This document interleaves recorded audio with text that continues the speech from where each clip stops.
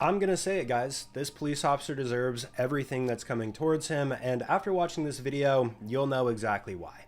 Help her? Nah, she taking me in the hospital. So this clip starts off relatively normal, and it's hard to believe that things can go wrong so quickly, but they do here. We can see an officer who's pulled off to the side of the road to inspect a white SUV that's also parked here, Sergeant Robert Warrington. After pulling up to the scene here, Sergeant Warrington ends up running into this man in blue who has his hand over his stomach, which is going to pave the way for what happens next. The officer asks the man in blue whether or not he came here to help the girl that came with him in the white SUV, to which he responds very simply, "She's taking me to the hospital." Now again, the key detail that comes into play here is the fact that the unnamed man has his hand over his stomach, and while I can't show you the entirety of the next portion of this clip, I'm going to play you guys a little bit of the audio so you can understand kind of what's going on. Come here. And taking a brief break from the story here, this is exactly why so many people have a negative stigma towards the police and they're uncomfortable communicating with them. Because every single time one of these videos is released, it is always going to be in the back of people's minds, no matter how few officers are actually like this. So he certainly did not do the police force any justice in this situation. So after discharging his weapon, Officer Warrington realizes relatively quickly that he's made a large mistake, because the woman comes out who's in the white SUV shouting, "What did you do?" The man on the ground states multiple times that he doesn't have a gun, and this is when reality really starts to sink in. You got a gun. What I do? What I do? You got a gun. I don't have a gun. I don't have a gun. What did you do?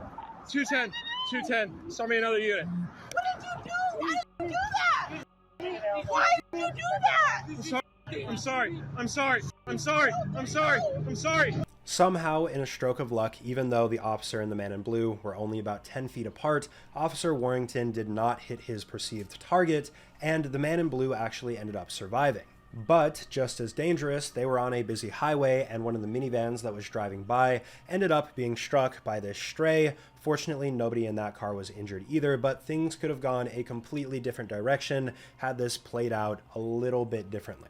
What I really can't wrap my head around personally in this situation is that Officer Warrington did absolutely zero due diligence to make sure that what he believed was true. Because had he taken 5 or 6 seconds to ask, "Hey, do you have anything on you?" he probably would have gotten his question answered. Additionally, the man in blue here was clearly walking in a non-threatening manner and stated he was going to the hospital, so I feel like as an officer, since public safety is your number one priority, that should probably be the number one question that comes out of your mouth. Do you need an EMT here? Do you need to be transported to the hospital via an ambulance? This went completely south. I just can't even believe this video that I watched. Either way, Officer Warrington looks like he's going to be having some rough days ahead of him because a grand jury indicted him on charges of second-degree attempted murder and reckless endangerment, and also he has been suspended without pay, which is the very least you can do with a situation like this.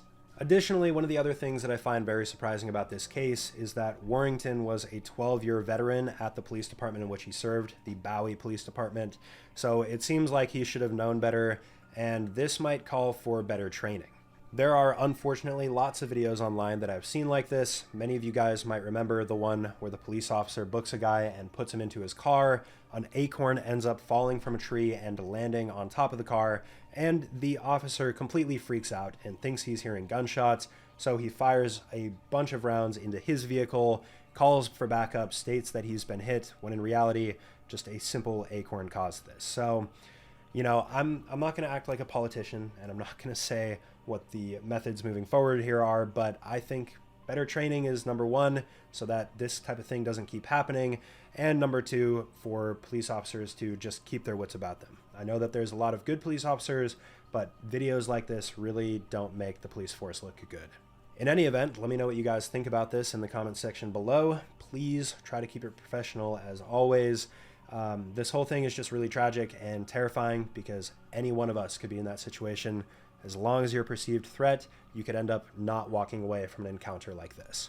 Also, just a little personal plug here, and this has nothing to do with the video, but lately, guys, I've been getting into gold panning and looking for valuable stones and whatnot, and I've actually created a little side channel. I don't expect a lot of people to follow it because obviously that might not be an interest of yours, but I'm going to be probably doing some giveaways on there and just filming some day-to-day stuff. So if you guys want chances to win things like free gold and rubies and whatever else I find, and feel like you're exploring these rivers with me and stuff like that, feel free to subscribe. The link's going to be down in the subscription, or down in the description below.